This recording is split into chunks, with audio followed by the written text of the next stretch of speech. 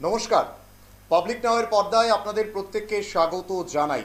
The debate অনুষ্ঠান নিয়ে আমি প্রসেনজিৎ আপনাদের সঙ্গে। দ্য ডিবেট অনুষ্ঠানে আমরা আজকে যে বিষয়টি নিয়ে আলোচনা করব, যে আপনারা প্রত্যেকেই আলোচনা করছেন এই রাজ্যের বুকে ঘটে যাওয়া একটি চাঞ্চল্যকর হত্যাকাণ্ড নিয়ে। দুর্গা প্রসন্ন দেব বর্তমানে এ রাজ্যের আলোচনার কেন্দ্রবিন্দু। কারা হত্যা করলো দুর্গা প্রসন্ন দেবকে? দোষীরা পুলিশের জালে উঠবে কি? পুলিশ গ্রেপ্তার করতে পারবে তো মূল অভিযুক্তদের? নাকি বীরচক্র ঘোষ, সুস্মিতা সরকার, প্রদ্যুৎ ধর চৌধুরী তাদের মতো চুনোপুটি এবং গতকাল যাকে বলা হচ্ছে শুটার, অর্থাৎ যাকে গ্রেপ্তার করে আকাশ কর নামে একজন যুবককে আটক করলো, ৩৫ বছর বয়স, যার বাড়ি উষাবাজারি, যাকে ঝাড়খণ্ড থেকে গ্রেপ্তার করলো রাজ্য পুলিশের টিম, যাকে শুটার বলা হচ্ছে, তাদেরকে আটক করেই যাদের বিরুদ্ধে আসলে অভিযোগ, মৃতের স্ত্রী যাদেরকে নিয়ে অভিযোগ করছেন, সেই অমিত ঘোষ, প্রভাকর ঘোষ, দেবব্রত বর্মন, রাকেশ বর্মন, দেবদাস, বিমান দাস এবং রাজু বর্মন, যাকে মূল অভিযুক্ত বলছেন মৃতের স্ত্রী, তাদেরকে জালে তুলতে পারবে তো? পুলিশ কি ঘটনার তদন্তের ক্ষেত্রে সঠিকভাবে এগোচ্ছে? পাশাপাশি রাজ্যের বা শহরের আইন শৃঙ্খলা কতটা সঠিক, কতটা ঠিক রয়েছে, পুলিশ কতটা ঠিক রাখতে পারছে আইন শৃঙ্খলা, তা নিয়ে কথা বলবো। আমাদের সঙ্গে রয়েছেন দুজন প্যানেলিস্ট। আগে তাদের সঙ্গে পরিচয় করিয়ে দিচ্ছি। আমাদের সঙ্গে রয়েছেন আশফাক প্যাটেল এবং প্রদীপ্ত রায়। আশফাক প্যাটেল রাজনৈতিক বিশ্লেষক এবং প্রদীপ্ত রায় সমাজকর্মী। দুজনকেই আমি আমাদের পাবলিক নাওয়ের পর্দায় স্বাগত জানাই। নমস্কার। আমি প্রথমেই আশফাক বাবু আপনাকে দিয়ে শুরু করব। এই যে ঘটনাটা ঘটলো, এই যে দুর্গা প্রসন্ন দেব বর্তমানে শহর আগরতলার একটা বহুল চর্চিত বিষয়, গোটা রাজ্যের মানুষ এটা নিয়ে আলোচনা করছে। এই দুর্গা প্রসন্ন দেবের চাঞ্চল্যকর হত্যাকাণ্ড ঘটে যাওয়ার 11 দিন হলো। এই পর্যন্ত 5 জনকে আটক করেছে পুলিশ, গ্রেপ্তার করেছে। নাম যদি বলি, প্রথমে প্রদ্যুৎ ধর চৌধুরী, তারপর সুস্মিতা সরকার, তারপর বীরচক্র ঘোষ, সানি সাহা এবং গতকাল যাকে শুটার বলছে পুলিশ, যে সেই নাকি শুট করেছিল, গুলিটা সেই করেছিল, সেই আকাশ কর, যার বাড়ি উষাবাজারে, তাকে আটক করেছে। আপনার কি মনে হয় যে পুলিশ এই ঘটনার ক্ষেত্রে, তদন্তের ক্ষেত্রে সঠিকভাবে এগোচ্ছে, তদন্তটাকে সঠিকভাবে তদন্ত এগিয়ে নিয়ে যাচ্ছে? আপনার কি মনে হয়? सबसे पहले नमस्कार त्रिपुरावासियों को और आपके चैनल को धन्यवाद for having me on the panel. 30 अप्रैल को जिस दिन रात को 8 बजे के आसपास के शालबागान में जो शूट आउट हुआ है, उस वक्त से लेकर कुछ दिन तक जिस तरीके से ये इन्वेस्टिगेशन का जो चक्रव्यूह चल रहा था, इसमें एक संदेह का स्थिति निर्माण हुआ था और संदेह जैसा सस्पिशियस तरीके से, एक क्वेश्चनेबल तरीके से इन्वेस्टिगेशन मूव हो रहा था।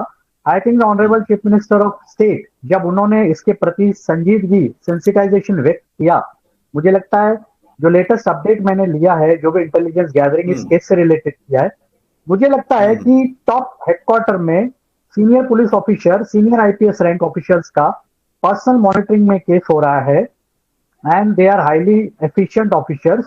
कहीं ना कहीं जाकर जो अभी एक टीम, स्पेशल टीम ने जो वेस्ट बंगाल से जो लास्ट अरेस्ट की है, चिरंजीव बाबू जी एडिशनल एसपी की टीम जो गई थी, स्पेशल टीम, यहां से मुझे लगता है कि कुछ घंटों पहले या कुछ दिन पहले बोलेंगे, पुलिस एक हाइपर एक्टिव रोल में आती हुई दिखाई दे रहे। हालांकि प्राइमा फेसी ऐसे मूवमेंट हो नहीं रहे थे, क्योंकि जिस तरीके से इस केस को लेकर बात हो रही थी, वहां के एक्स एमएलए को भी मैंने सुना था, वो एक कोडेड लैंग्वेज में बात कर रहे थे कि सबको सब पता है, यहाँ सब लोग जानते हैं। तो जितना जानकारी मैं रखता हूं कि सीपीडब्ल्यूडी का जो कॉन्ट्रैक्ट को लेकर नेगोशिएशंस का जो एक नेक्सस जो कई साल से है, विशेष रूप से चाहे किसी की भी सरकार रहो, एक डेडली नेक्सस एग्जिस्टेंस में है। और I would have no hesitation in accepting the fact कि सब बेनिफिशियरी इसके अंदर है, जो आज इस केस के वजह से, इस मर्डर के वजह से एक सडनली अवाक हो गए, शॉक हो गए। But I would say I would look to this case कि एक इनोसेंट एक जवान मारा गया, किसी का पति मारा गया, उसके प्रति मैं शोक व्यक्त करता हूँ और दुख भी होता है। बट तो संजीत जी, एक दुखद बात ये भी कहूंगा फ्रॉम माय एनालिसिस कि nobody is victim in this case, nobody is victim. Unfortunately the disease right, हम उनको श्रद्धांजलि देते हैं कि किसी का माँ, बहन, बेटा, पति इस तरीके से मरना नहीं चाहिए, हत्या बिल्कुल भी नहीं होनी चाहिए। But it points to a serious nexus. और यहाँ पर मुझे सबसे मुख्य बात ये देखनी है कि क्या इसके जो चीफ मास्टरमाइंड है, जो उनकी विधवा पत्नी ने prima facie statement openly press के सामने बोला था और ओपनली बोला भी, तो आई फील कि अकॉर्डिंगली एफआईआर में नाम register Rajiv, sorry one second, बोलिए। विमन दास, प्रवीर घोष, प्रभाकर घोष, जो अमित घोष, देवव्रत वर्मा, राकेश, ये जितने भी लोग हैं, आई होप। दादा आपका कैमरा थोड़ा ठीक कर लीजिए, कैमरा हाँ अभी ठीक है बोलिए। तो ये जितने लोग हुए हैं उससे स्पॉन्टेनिटी में जो अरेस्ट हो रही है, उसमें एक राजीव वर्मन के साले का रिसेंटली अरेस्ट हुआ है, सनीसा। तो मैं समझ रहा हूँ कि स्पॉन्टेनिटी आ रही है। होप फॉर द बेस्ट कि प्राइम एक्यूज से लेके हर कोई इसमें अरेस्ट होगा, बट सच्चाई ये देखनी होगी कि अरेस्ट होने के बाद प्रोसिक्यूशन इस केस को कैसे हैंडल करेगा। How serious is the state government to prosecute all the relevant people associated with this case directly और इनडायरेक्ट मैनर में।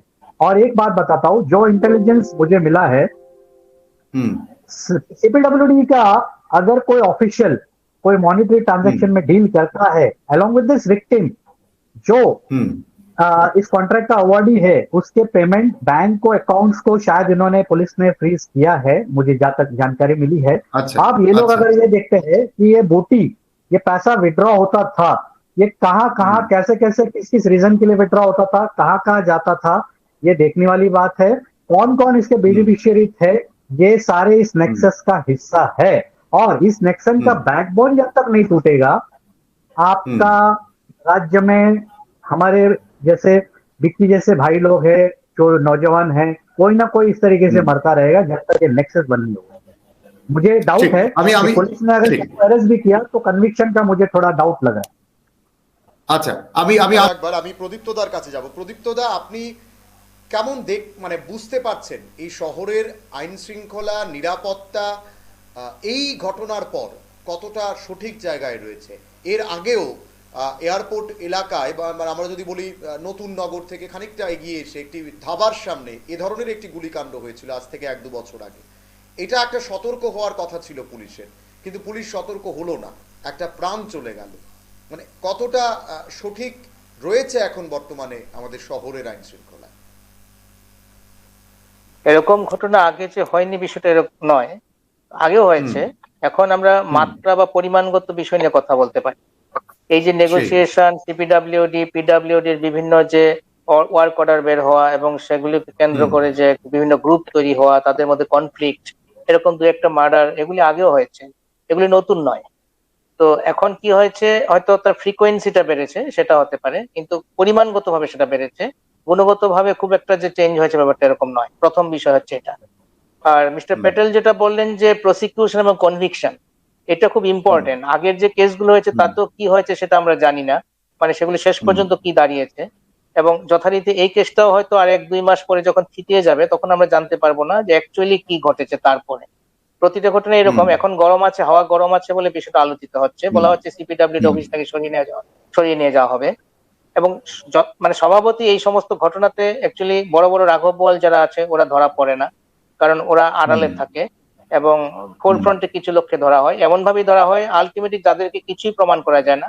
হয়তো 2 মাস 3 মাস 6 মাস পরে ওরা অনেকে জামিন পেয়ে যান, তারপর কেসটা চলতেই থাকে, তারপর সবই ধামাচাপা পড়ে। যেটা তৈরি হয়েছে আগেও ছিল, বর্তমানে সেটা উত্তুঙ্গে পৌঁছে, কালমিনেশন হয়েছে এই সংস্কৃতিটা। কারণ হচ্ছে সার্বিকভাবে যে আজকে যুব সমাজের কাছে অল্টারনেটিভ কোনো ওয়ে নেই, তো অল্টারনেটিভ ওয়ে না থাকাতে সবাই সস্তা মানে শর্টকাটে কিছু একটা রোজগার করার খেলায় মেতে উঠেছে। এবং সেটা করতে গিয়ে কি হচ্ছে যে এই ধরনের কাজগুলি এতই নেশাগ্রস্ত করে দিয়ে যুব সমাজকে, যে তারপর আস্তে আস্তে গড়াতে এটা একটা অসামাজিক কার্যকলাপে পরিণত হয়। পুরো ব্যাপার নেগোসিয়েশন ব্যাপারটি অসামাজিক, তারপর সেটা এই ধরনের ক্রিমিনাল অ্যাক্টিভিটিস এর মধ্যে আস্তে আস্তে জড়িয়ে যায়। তো সেটা এখন সার্বিকভাবে পরিস্থিতিটা কি আছে আমি ওই জায়গাটা হাইলাইট করতে চাই। মিস্টার প্যাটেল মানে টেকনিক্যাল বিষয়গুলো বলেছেন যে তদন্তের বিষয়গুলি মানে সন্দেহ করা অনুসন্ধান করে ব্যাপারগুলো, আমি সেদিকে এখন যেতে চাইছি না, আমি যাচ্ছি যে সামাজিক পরিস্থিতিটা কি আছে। তো সামাজিক ঠিক। পরিস্থিতি বর্তমানে আমরা যদি দেখি তাহলে যুব সমাজের মধ্যে কোনো ক্রিয়েটিভ কোনো কাজকর্ম কিন্তু এখন নেই। মূলত আছে কি ক্রিকেট খেলা পাড়ায় পাড়ায় লাগিয়ে দেওয়া হচ্ছে, সেটা ক্রিকেট খেলা কেন্দ্র করে একটা জুয়ার ব্যাপার করা হচ্ছে, নেশার ব্যাপার আছে, নেশাগ্রস্ত হয়েছে যুব সমাজ, ব্যাপকভাবে নেশা ছড়িয়ে পড়েছে ত্রিপুরা রন্ধ্রে রন্ধ্রে। জুয়ার ব্যাপারটা আছে, হাতে কিছু পয়সা এসে যাচ্ছে কিছু ছেলেদের, মানে একটা প্রচুর টাকার মালিক হয়ে যাচ্ছে অল্প সময়ের মধ্যে। ফলে এই প্রবণতাটা কি হচ্ছে, আস্তে আস্তে যেখানেই টাকার খনি দেখতে পাচ্ছে সেখানে দেখা যাচ্ছে একসঙ্গে সবাই মিলে হামলে পড়ছে। কারণ ডিস্ট্রিবিউটেড নয় এখন, মানে বিভিন্ন করে যে জবের যে স্কোপ আছে ত্রিপুরাতে এই মুহূর্তে এটা এতই খারাপ অবস্থা যে একটা সুস্থ সুন্দর সংস্কৃতি শিক্ষা গড়ে উঠবে এবং তার মধ্য দিয়ে একটা কাজের বাজার গড়ে উঠবে এবং সেই বাজারে গিয়ে নিজেদের শ্রম মানে বিনিয়োগ করে উপার্জনের রাস্তা হবে, এরকম একটা কিন্তু সুস্থ পরিস্থিতি ত্রিপুরাতে নেই। তো এর ফলশ্রুতিতেই আজকে এই ঘটনাগুলি আমরা দেখতে পাচ্ছি যে এক ধরনের বিভিন্ন ক্লাবগুলোকে কেন্দ্র করে, আগেও ছিল এখন আরো বেড়েছে, ক্লাবগুলোকে কেন্দ্র করে এই ধরনের কার্যকলাপ বৃদ্ধি পাচ্ছে, গ্রুপ তৈরি হচ্ছে, সিন্ডিকেট তৈরি হচ্ছে এবং তার অবশ্যই পলিটিক্যাল একটা মানে বেকিং তো থাকছেই। যখন যারা ক্ষমতায় থাকে তারা সেটাকে ব্যবহার করে এবং এর ফলে দেখা যাচ্ছে যে এইটা আস্তে আস্তে একটা মারমুখী ব্যাপার হয়ে যাচ্ছে, একটা মানে একটা মানে কি বলা যায়, একটা ক্ল্যাশ হয়ে যাচ্ছে। এই ক্ল্যাশটা হবেই, হবে এই কারণেই যে আসলে টাকার উৎস খুব সীমিত, সেখানে হয়তো প্রচুর পরিমাণে টাকা আছে কিন্তু উৎস খুব সীমিত, সেখানে অনেকগুলো সিন্ডিকেট একসঙ্গে হামলে পড়ছে এবং এদের কি হয়েছে যে এখানে মানে নীতির ব্যাপার খুব একটা কিছু নেই, শিক্ষার ব্যাপার খুব একটা কিছু নেই, যত পারি হাতিয়ে নেই, আজকে ক্ষমতায় আছি, ক্ষমতায় নাও থাকতে পারে, ক্ষমতাকে ব্যবহার করে আগামী 5 বছরের মধ্যে যতটা পারি রোজগার করে নেই। এই প্রবণতা থেকে কি হচ্ছে, মানে এই ধরনের ঘটনা ঘটে যাচ্ছে। কারণ এই যেগুলো তো জানাই ছিল, বিভিন্ন সময় সতর্কীকরণ করা হয়েছে কিন্তু করা সত্ত্বেও কিন্তু তার কোনো পরিবর্তন হয়নি। কারণ যে গুলিটা চালানো হয়েছিল আগে মানে এই এয়ারপোর্ট রোডের উপরে তো হয়েছিল, তারপরেও কিন্তু কিছু করা হয়নি। বা বিভিন্ন পত্রপত্রিকায় মিডিয়াতে আমরা দেখেছি এই যে উষা বাজারের যে এই যে সিন্ডিকেট কেন্দ্র করে যে গন্ডগোল হচ্ছে, তারপর যে অমিত ঘোষের নাম বারবার উঠে আসছে, তো জেল থেকে ছাড়া পেয়েছিল কিছুদিন আগে এবং তাকে কেন্দ্র করে যে ঘটনা ঘটতে পারে সেটা কিন্তু আমি বেশ কয়েকটা পত্রিকায় দেখেছি, বলা হয়েছিল আজকে 6-7 মাস আগে। কিন্তু ছাড়া হলো কেন? সবকিছুই হচ্ছে কি আসলে আর কাঠি যারা মূলত যারা আছে ঘটনার পেছনে যারা আছে তারাই কিন্তু এগুলিকে পরিকল্পনা মাফিক করছে এবং এই জায়গাটা ধরার মতো ক্ষমতা আসলে প্রশাসনের নেই। কারণ প্রশাসনকে যেভাবে নির্দেশ দেওয়া হয় সেভাবে প্রশাসন কাজ করছে।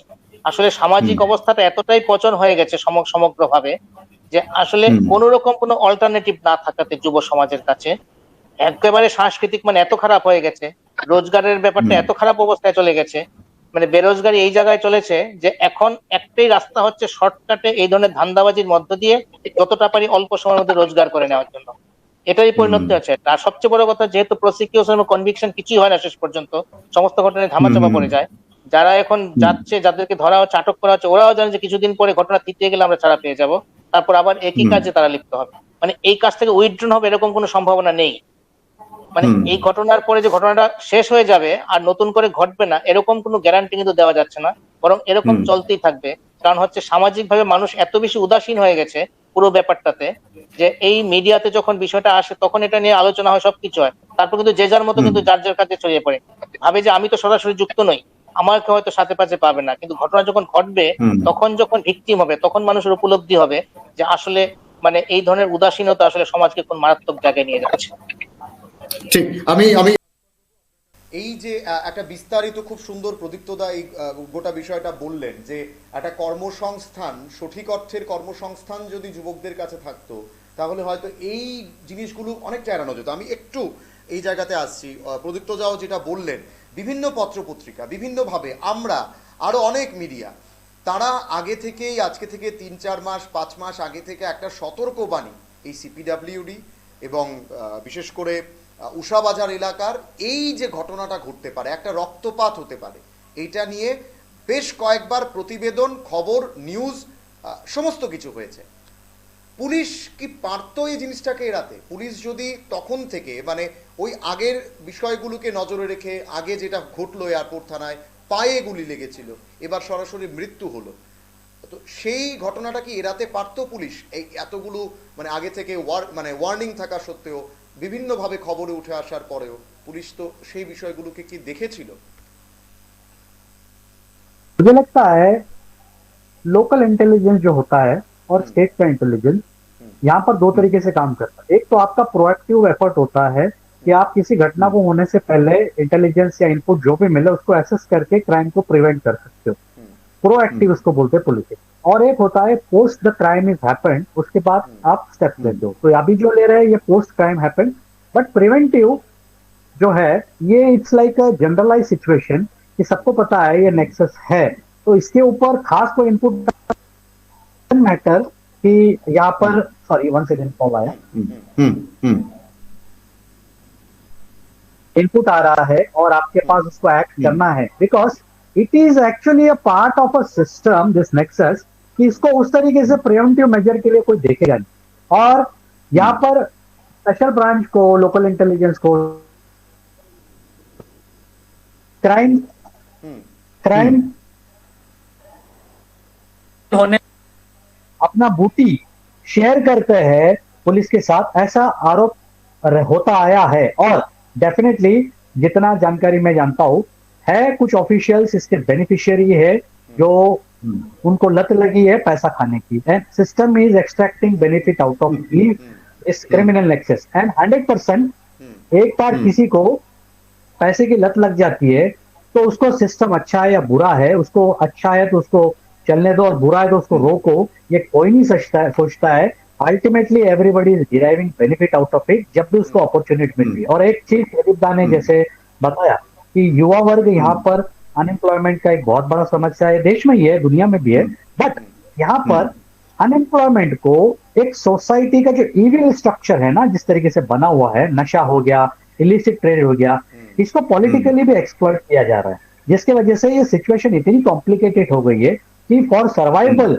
द ऑर्डिनरी पीपल और people who are politically associated और हु हैव बीन पैट्रोनाइज्ड, इनको कहीं ना कहीं से एक आमदनी का जरिया चाहिए।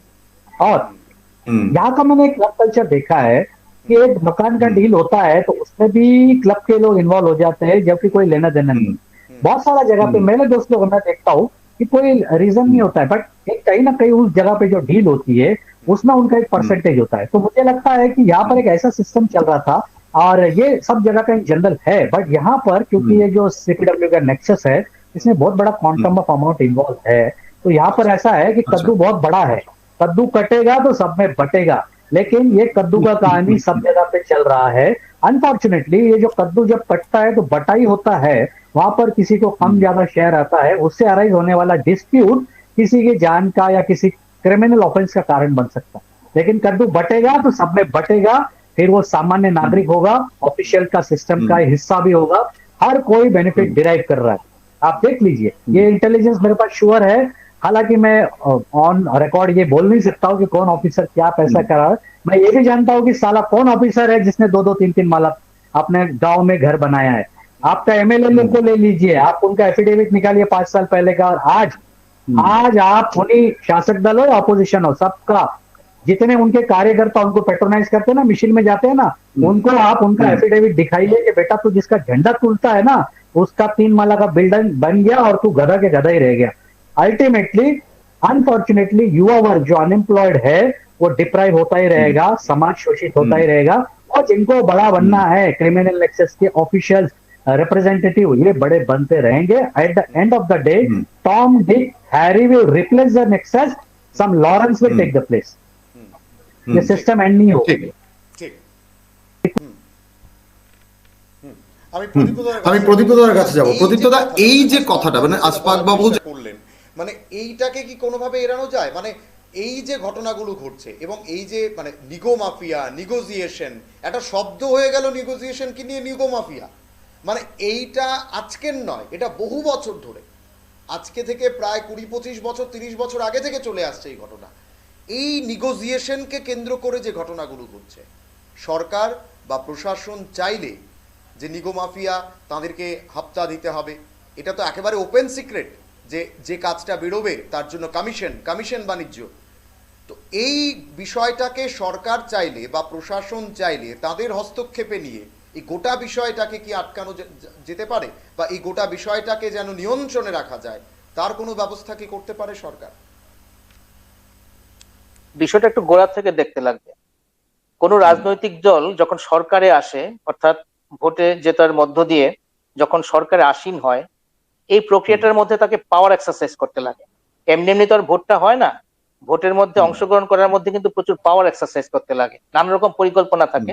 তো সেখানে যে ইয়ং ফোর্সটা কাজে লাগানো হয়, তারা কেন এই পাওয়ার এক্সারসাইজে অংশ করে, অ্যাকশনে ওরা কেন যায়? অ্যাকশনে যায় হচ্ছে, যদি আমার পার্টি ক্ষমতায় আসে, পাওয়ারে আসে, তখন আমি কিছু একটা পাবো, তার জন্য তো যায়। এবার যে ওদেরকে যেটা দেওয়া হবে বলা হয়, আলটিমেটলি সরকারে আসীন হওয়ার পর, গভর্নমেন্টে যাওয়ার পর কিন্তু ওই পলিটিক্যাল পার্টি সেটা তাদেরকে দিতে পারে না। কয়েকজনকে দিতে পারে, বেশিরভাগকে দিতে পারে না। তখন তাদেরকে কি বলা হয়, যে তোমাদের রাস্তা করে দিচ্ছি, সেই রাস্তা ধরে তোমরা, সেটা লিগেল হতে পারে, ইলিগেল হতে পারে, ঠিক আছে, মরালিটি যাই থাকুক বা না থাকুক, ওই রাস্তা ধরে তোমরা রোজগারের চেষ্টা করো। সেখানে হচ্ছে আমরা ওভারলুক করবো। এটা হচ্ছে একটা আন্ডারস্ট্যান্ডিং, যে এই ধরনের নেগোসিয়েশন বাণিজ্য অবশ্যই হচ্ছে এটা ইলিগেল। তো ইলিগেল হলে কি হবে, কিন্তু সরকার বা প্রশাসন সেটা জেনেও চোখ বুজে থাকে, কারণ হচ্ছে অ্যালাউ করতে হয় ওদের। কারণ যে ইয়ং ফোর্সকে নিয়ে ওরা পলিটিক্সটা করে, যাদেরকে কাজে লাগে, যাদেরকে পাওয়ার এক্সারসাইজ করার জন্য নেওয়া হয়, এবং ইলেকশনের জন্য কিন্তু ক্ষমতাকে রাখার জন্য যাদেরকে ব্যবহার করতে হয়, তাদেরকে যদি কিছু না দেওয়া হয় তারা বসে যাবে।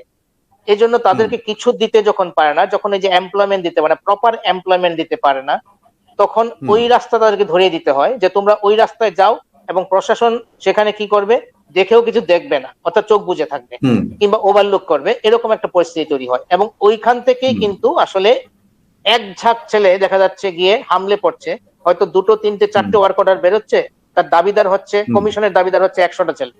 এবং এরাও কিন্তু মূল নয়, এদের প্রত্যেক হয়তো 10 টাকা করে পাবে, কিন্তু যে 1000 টাকা পাচ্ছে পেছনে, বা 10,000 টাকা যে পাচ্ছে, সে কিন্তু ফোরফ্রন্টে আসছে না, তাদেরকে দিয়ে করা হচ্ছে পুরো কাজটা। এবং প্রত্যেককে কিছু কিছু ভাগ দেওয়ার ক্ষেত্রে কি হচ্ছে, এরা নিজেদের মধ্যে তারপর মারামারিতে যুক্ত হয়ে যাচ্ছে।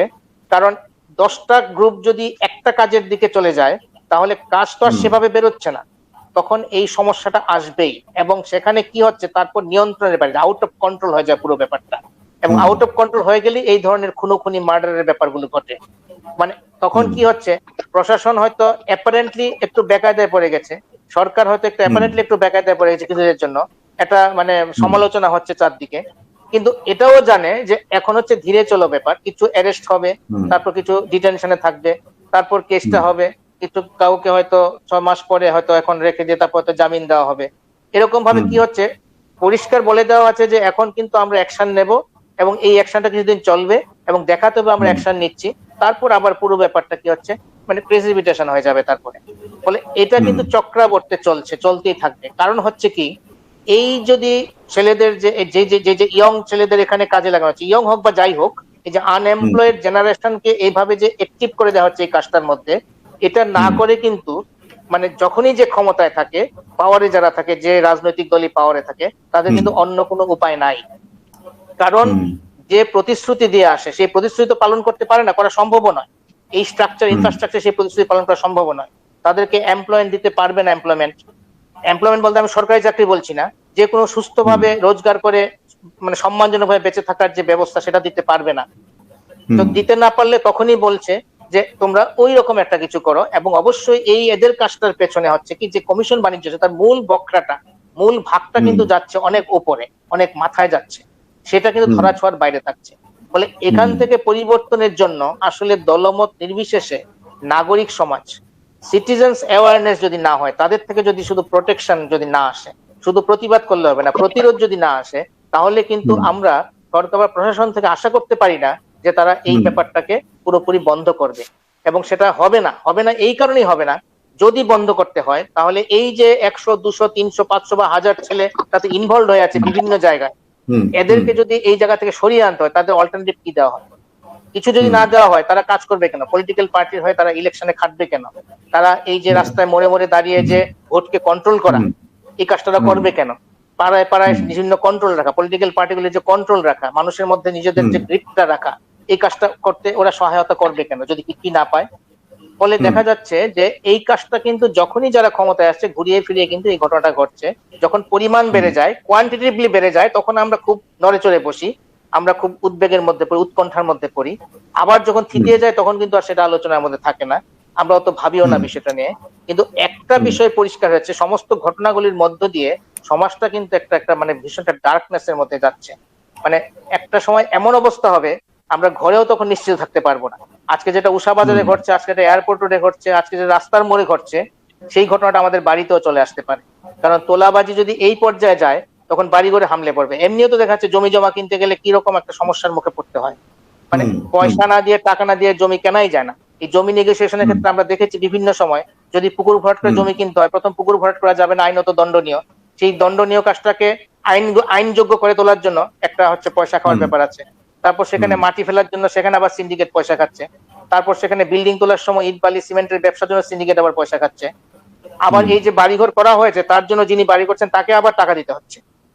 এইভাবে 4-5 বার কিন্তু চামড়া ছড়ানো হচ্ছে এবং এই প্রক্রিয়াটা কিন্তু চলছে এবং এটার মধ্য দিয়েই কিন্তু একটা রোজগারের ব্যবস্থা করা হচ্ছে।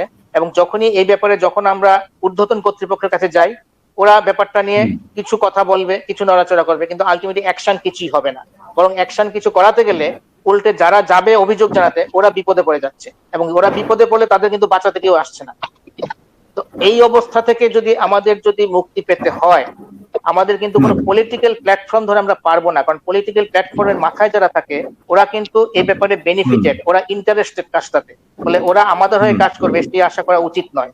সেখানে নাগরিকদের মধ্যে যদি আমরা নাগরিক ফোরাম যদি গড়ে তুলতে পারি, নাগরিক সমাজ যদি সক্রিয় না হয়, জনবিরোধী মানে জনগণ থেকে যদি প্রতিরোধ না হয়, যেটা একসময় গ্র্যান্ডিউস ক্লাবের ক্ষেত্রে হয়েছিল, আজকে যাকে বলা হচ্ছে এই মূল পান্ডা, একসময় তাকে বিতাড়িত করা হয়েছিল ওদের পাড়া থেকে।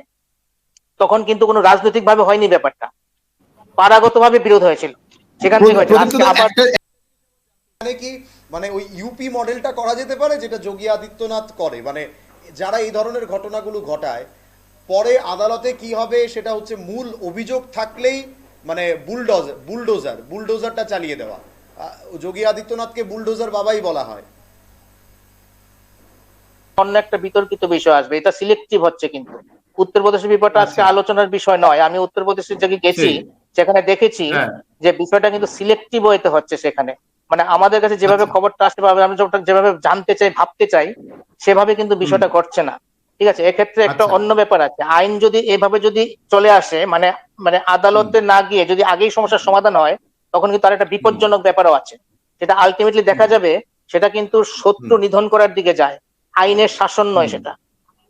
পুলিশ এনকাউন্টার করে কোনো কিছু যদি করতে হয় তাহলে প্রথমে তো 2-1 জন কালপ্রিটকে মারা হলে লোকে বাহবা দেবে, জয়ধ্বনি দিবে, পুষ্পবৃষ্টি করবে, কিন্তু আলটিমেটলি সেটা কিন্তু দেখা যাবে যে শত্রুপক্ষ নিধন করার জন্য সেটা অস্ত্র হিসেবে ব্যবহৃত হবে। তাহলে কিন্তু আইন আদালতের বিষয়টা থাকবে না, রাষ্ট্রীয় যে নিয়ম নীতি সেগুলো থাকবে না, সেখানে কিন্তু নৈরাজ্য সৃষ্টি হবে এবং একটা কেওস সমাজের মধ্যে তৈরি হবে, যেটা কিন্তু আসলে কোনো সভ্য সমাজের জন্য কাঙ্ক্ষিত নয়। ফলে এটা নাগরিক উঠতে হবে, পুলিশ প্রশাসন দিয়ে হবে না, নাগরিক সমাজ থেকে প্রতিবাদ উঠতে হবে, প্রতিরোধ উঠতে হবে, প্রতিবাদ নয় শুধু প্রতিরোধ উঠতে হবে। ঠিক আছে, প্রতিরোধের যদি যে যে এলাকায় এই ঘটনাগুলো হচ্ছে সেই এলাকার মানুষকে, সাধারণ নাগরিকদের এগিয়ে আসতে হবে, তাদেরকে দায়িত্ব নিতে হবে যে কারা করছে এলাকায়, তাদেরকে আইডেন্টিফাই করে সেই ছাড়তে হবে। এই বিরোধী দলের ইন্ধনেও নয়, রাজনৈতিক যারা শাসন ক্ষমতায় আছে তাদের ইন্ধনেও নয়, কারণ প্রত্যেকে এর থেকে রাজনৈতিক ফায়দা তুলতে চাইবে, সেটা নয়। একটা তথাকথিত অরাজনৈতিক বলাটা একটু ঠিক নয়, কিন্তু তবুও এখন বোঝাতে গেলে এটাই বলতে হবে যে কোন রাজনৈতিক দল নিরপেক্ষভাবে মানুষ যদি সচেতন ভাবে যদি নাগরিক মঞ্চ তৈরি করে দিয়ে এগিয়ে আসে এবং প্রতিরোধের যদি জায়গায় চলে আসে, তাহলে এর থেকে কিন্তু আমরা পরিত্রাণ পেতে পারি, এছাড়া পরিত্রাণের রাস্তা নেই। আমি এবার শেষ দিকে রয়েছে। আশফাক বাবু, আপনার কাছ থেকে একটা খুব গুরুত্বপূর্ণ বিষয় 2-3টে রয়েছে, আমি একটু জানার চেষ্টা করব বিস্তারিত। আমি একদম শেষ করব আপনাকে দিয়ে, যে হাসপাতালে বসে মৃতের স্ত্রী অর্থাৎ দুর্গা প্রসন্নর স্ত্রী সরাসরি উল্লেখ করছেন, অভিযোগ করছেন এয়ারপোর্ট থানার ওসিকে নিয়ে, অভিজিৎ মণ্ডল যিনি বর্তমানে এয়ারপোর্ট থানার ওসি। মৃতের স্ত্রী দুর্গা প্রসন্নর স্ত্রী অভিযোগ করছেন যে এয়ারপোর্ট থানার ওসি মোটা অঙ্কের পয়সা নিত রাজু বর্মন বা এই এলাকার যাদের বিরুদ্ধে অভিযোগ রয়েছে এই ঘটনার সঙ্গে, রাজু বর্মন বলুন, বিমান দাস বলুন, তাদের কাছ থেকে নিত। কিন্তু প্রশ্ন হচ্ছে, এত ঘটনা ঘটলো, এত জিনিস হলো, এখনো পর্যন্ত এয়ারপোর্ট থানার ওসির দায়িত্বে অভিজিৎ মণ্ডলই রয়েছেন, যার বিরুদ্ধে অভিযোগ মৃতের স্ত্রী সরাসরি করেছে। সে এখনো তদন্তের কাজে কোনো না কোনোভাবে যুক্ত রয়েছে।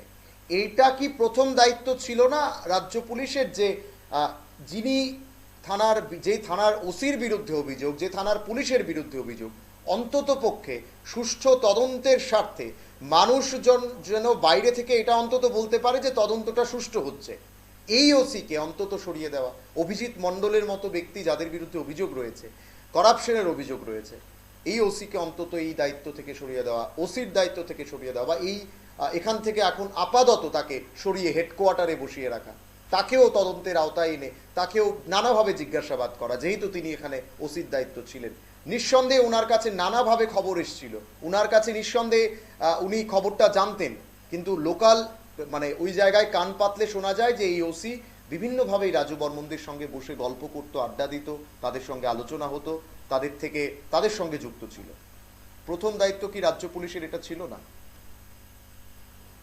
इसमें स्टेट गवर्नमेंट का स्पेशली होम डिपार्टमेंट, मैं पुलिस नहीं बोलूंगा, यहाँ पर law and order state subject है and honourable chief minister is handling the home portfolio.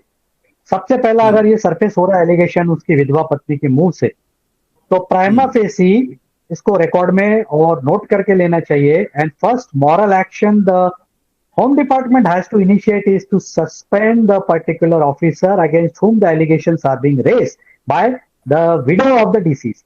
First thing, moral turpitude है, यहाँ डेरेलिक्शन ऑफ ड्यूटी है and serious corruption allegation with a person who is supposed to be a mastermind accused in this case, उसके साथ nexus, उसके साथ अड्डा मारना, बैठना, गल पलाड़ना, एक कौन उसकी जिसके हाथ में आइन का दायित्व है वो ये सब के एलिगेशन के घेरे में आया है, तो पहले उसको सस्पेंड करो, उसका इंक्वायरी लगाओ और ट्रांसपेरेंट ऑफिशियल्स के हाथ में इसका जांच दो जो ड्यूबियस ऑफिशियल्स है। और दूसरा, इस ऑफिसर का अगर ये एलिगेशन आ रहा है तो राज्य सरकार का दूसरा काम होगा सस्पेंशन के डालने के बाद इसका जितना भी एसेट्स है, इसका बैंक अकाउंट है, इसके नियर एंड बाय कित एंड किन का जितना भी एसेट्स है, किन किन के नाम पे है, बेनामी प्रॉपर्टी ट्रांजैक्शन हुआ है, इसके बैंक के disproportionate sources of non income से डिस्प्रोपोर्शनेट एसेट्स क्या है, इसका जांच होना चाहिए। त्रिपुरा का विजिलेंस इंक्वायरी नाम का एक डिपार्टमेंट है, बट मुझे और राज्यों की तरह जैसे मैं देख सकता हूँ कि पीसी एक्ट में, करप्शन एक्ट में 88 में घुसेड़ दिया बम्बू,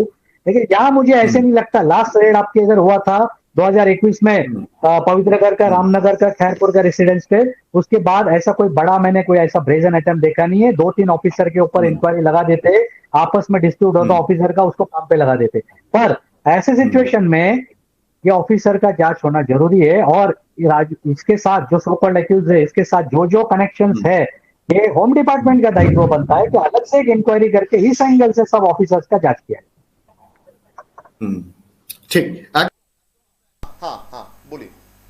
इम्पोर्टेंट जो समस्या मैं देख रहा हूँ, सी आफ्टर, मैं सिर्फ त्रिपुरा का बात नहीं कर रहा हूँ, इस देश का और आउट ऑफ कंट्री जितना भी मैं गया हूँ, जिस तरीके का क्राइम नेक्सस देखा हो, मैं एक ही चीज बोल सकता हूँ, आज सच्चे मन से बोलूंगा कि Tripura control of organise crime act जैसा एक सशक्त कानून का जरूरत है, जिसमें बेल बहुत मुश्किल है और कन्विक्शन बहुत हाई है। और इस तरीके का मॉडल 1999 में Maharashtra control of organise crime act हमने देखा है। अच्छे अच्छे इंटरनेशनल गैंगस्टर्स, माफिया सड़ रहे जेल में, और उनका बाप कोई भी हो पॉलिटिक्स में, वो उनको बचा नहीं पाया है, ये मैं जानता हूं। इस तरीके का मॉडल जैसे आप योगी आदित्यनाथ जी का एक कड़े कदम वाला बुलडोजर बाबा, तो combination of seizing the assets of criminal associated with any nexus, एक आइन लाना जरूरी है और उसके अंदर ये अनफेटर्ड पावर और एक स्पेशल यूनिट होगा जो ये करेगा। ये नॉर्मल पुलिस के हाथ में इस तरीके का कायम होना नहीं चाहिए। हालांकि उमाकांता एकेडमी में सीआईडी ऑफिस के पास सीरियस क्राइम, स्पेशल क्राइम्स और इकोनॉमिक ऑफेंस तीनों प्रकार का केस है, लेकिन पहले वो पुलिस ही उसको टैकल करती है। और फिर क्या होता है, बॉज्ड अप अटेम्प्ट होता है ना इन्वेस्टिगेशन का, उसके बाद हाव हल्ला होने के बाद फिर प्रेशर में आती है गवर्नमेंट। बट मेरा क्वेश्चन है कि मॉरली इसको हम एक डिसिप्लिन तरीके से क्यों नहीं कर सकते? ঠিক, একদম আমরা হ্যাঁ, আমরা আলোচনার একদম শেষ দিকে রয়েছি। আমরা আলোচনা করছিলাম আজকে আমরা জানি যে সুস্মিতা সরকার এবং প্রদ্যুৎ চৌধুরীকে পরপর একজনকে 8 দিনের জন্য পুলিশ রিমান্ডে পাঠিয়েছে আদালত এবং অন্যজনকে 6 দিনের জন্য পুলিশ রিমান্ডে পাঠিয়েছে আদালত। এবং দেখার বিষয়, যাকে মূল শুটার বলা হচ্ছে, যাকে নিয়ে আসা হবে আজকে হয়তো বা আগামীকালকে রাজ্যে, সে আসার পর এই ঘটনা তাকে কে করতে বলেছে। কারণ শুটার যিনি, যাকে বলা হচ্ছে, সে তো আর নিজের ইচ্ছেই গিয়ে তাকে মারেনি, বা সে বলে কিনা যে এই ঘটনাটি ঘটানোর জন্য তার পেছনে কে রয়েছে, কে স্ক্রিপ্ট করেছিল। যেটা আমরা বারবার বলছি, এই ঘটনার সঙ্গে কোনো না কোনোভাবে অমিত ঘোষের রচনা, অমিত ঘোষের স্ক্রিপ্ট রয়েছে। এবং আশ্চর্যজনকভাবে ঘটনার পর থেকে বিমান দাস, রাজু বর্মন তারা বাড়ি থেকে পালিয়ে গেছে, তারা বাড়িতে নেই, তাদের একটা কাগজ বাড়িতে নেই, তাদের একজন পরিবারের সদস্য বাড়িতে নেই। মানে কি এমন হতে পারে যে যদি তারা নাও দোষী হয়ে থাকে, তারা কেন বাড়ি ছাড়া? তাদের মধ্যে এই ভয়টা কেন? পুলিশের সামনে এসে ভয় আসার সাহস কেন পাচ্ছে না? নিঃসন্দেহে পুলিশ এই গোটা বিষয়গুলোকে দেখবেন এবং যত দ্রুত সম্ভব, আর আমরা অবশ্যই এই আলোচনা চালিয়ে যাব, কারণ এর আগের অনেক ঘটনা রয়েছে। আপনারা কুট্টি মিয়া হত্যাকাণ্ড বলুন, আপনারা দেবল দেব হত্যাকাণ্ড বলুন, একাধিক ঘটনা রয়েছে যেগুলো ফাইল চাপা পড়ে গেছে। তার শেষ পর্যন্ত সেটা কতখানি গেছে, তার পেছনে বহুত রাঘব বোয়ালরা বেঁচে গেছে, এই জিনিসটা এখন এই মুহূর্তে দাঁড়িয়ে বলা যায় এতদিন পরে ঘটনা, কারণ এখনো পর্যন্ত তার সঠিক কি বিচার হয়েছে তা আমাদের কারোর জানা নেই। আমরা আশা করি অন্তত পক্ষে হ্যাঁ হ্যাঁ হ্যাঁ হ্যাঁ কিন্তু পুরোপুরি রাজনৈতিক দলের অফিস হয়ে গেছে। এটা আগের জমানা তো হয়েছিল, কিন্তু এখন সেটা কিন্তু আরো এত বেশি বেড়ে গেছে ব্যাপারটা, যে এই ক্লাবগুলি পুরোটাই হচ্ছে একটা রাজনৈতিক দলের অফিস। তার অরাজনৈতিক অ্যাপলিটিক্যাল কোনো প্ল্যাটফর্ম হিসেবে কিন্তু আমরা এখন ক্লাবগুলোকে জানি না। কোনো ক্লাব নেই, ম্যাক্সিমাম ক্লাব মানে সমস্ত ক্লাবগুলি হয়ে গেছে আসলে একটা মানে পলিটিক্যাল এজেন্ডাকে সাকসেস করার জন্য, একটা পলিসি তৈরি করার জন্য এবং তাকে ইমপ্লিমেন্ট করার জন্য তার প্ল্যাটফর্ম হচ্ছে ক্লাবগুলো। ফলে যা হওয়ার তাই হচ্ছে। ক্লাবগুলিতে এখন সুস্থ কোনো পরিবেশ নেই, সুস্থ কাজকর্ম নেই, সংস্কৃতির কোনো ব্যাপার নেই। এখন সবটাই হচ্ছে ক্লাবগুলোকে কেন্দ্র করেই কিন্তু এই নেগোসিয়েশন থেকে শুরু করে সমস্ত জুলুমবাজি, তোলাবাজি সবগুলো চলছে। ফলে এই ক্লাবগুলিকে যদি নিয়ন্ত্রণ না করা যায়, সাধারণ মানুষ যদি ক্লাবগুলির এই রাজনৈতিক যে ব্যাপারটা সেটা থেকে যদি সরাতে না পারে, পলিটিক্যাল প্ল্যাটফর্ম হিসেবে যদি সামাজিক সংস্থা হিসেবে ক্লাবগুলিকে না গড়ে তুলতে পারে, নাগরিক যদি সচেতন না হয়, তাহলে কিন্তু এগুলি আসলে মূল আখড়া হয়ে দাঁড়ায়। এবং এইগুলির থেকেই আসলে দেখা যাচ্ছে একটা ভীতিপ্রদ পুরো ব্যাপার হয়। সমাজের মধ্যে সমস্ত টেনশন তৈরি করার ব্যাপারগুলো, অসামাজিক কার্যকলাপ ব্যাপারগুলো, এগুলি কিন্তু ক্লাবগুলি থেকেই তার একটা উৎস হিসেবে আসে, কারণ পুরো রাজনৈতিক কারণে এই ক্লাবগুলি পরিচালিত হচ্ছে। ঠিক প্রদীপ্তদা বললেন, এবং এটা কান পাতলে শহরের এলাকাগুলোতে কান পাতলে শোনা যায় যে এই বিভিন্ন এলাকায় যখন জায়গা কিনতে হয়, কেউ যদি জায়গা বিক্রি করে, কেউ যদি জায়গা কেনে, তার জন্য কমিশন দিতে হচ্ছে ক্লাবকে, পার্সেন্টেজ দিতে হচ্ছে, একটা ন্যূনতম অ্যামাউন্ট দিতে হচ্ছে। এগুলো কেন হবে? এবং এই বিষয়গুলো ক্লাব মানে হচ্ছে গিয়ে কিভাবে এলাকাকে সুষ্ঠুভাবে রাখবে, এলাকার কোনো সমস্যা হলে ক্লাব এগিয়ে আসবে, সেই জায়গায় ক্লাবের দায়িত্ব হচ্ছে সংস্কৃতিমূলক কাজ করা। সেখান থেকে সরে গিয়ে যদি ক্লাবের মধ্যে নিগোসিয়েশন, জমির দালালি ইত্যাদি ইত্যাদি এবং পলিটিক্যাল মুভমেন্ট হয়, তখন কিন্তু এই ধরনের ঘটনাগুলো ঘটবে। এবং আমাদের নিঃসন্দেহে দৃঢ় বিশ্বাস, অন্তত দুর্গাপ্রসন্ন হত্যাকাণ্ড যখন ঘটল, এই হত্যাকাণ্ডের সুষ্ঠু বিচার অবশ্যই তার পরিবার পাবে, মূল যারা আসামি তারা ধরা পড়বেন। পেছনে যত বড়ই রাঘব বোয়াল থাকুক, যত বড়ই নেতা থাকুক, অন্তত তাকে রাজ্যের মুখ্যমন্ত্রী পুলিশের জালে তুলে বাইরে নিয়ে আসবেন, মানুষের সামনে তুলবেন, যেমনটা মুখ্যমন্ত্রী সেদিনও বলেছেন যে মূল দোষী তাকে আনা হবেই সবার সামনে। এবং আইজি ল অ্যান্ড অর্ডারকে ডেকে নিয়ে রাজ্যের মুখ্যমন্ত্রীর আবাসনে তিনি কড়া নির্দেশ দিয়েছেন, ঘটনার সুষ্ঠু তদন্ত হোক, যেই থাকুক তাকে বের করে আনা হোক। আপাতত অসংখ্য ধন্যবাদ জানাই প্রদীপ্তদা এবং আশফাক প্যাটেল দুজনকে আমি অসংখ্য ধন্যবাদ জানাই আমাদের অনুষ্ঠানে আজকে আমাদের সময় দেওয়ার জন্য। আপাতত আমাদের এই অনুষ্ঠান এখানে শেষ করছি। প্রত্যেকে ভালো থাকবেন, সুস্থ থাকবেন, আর অবশ্যই দেখতে থাকবেন পাবলিক নাও। নমস্কার।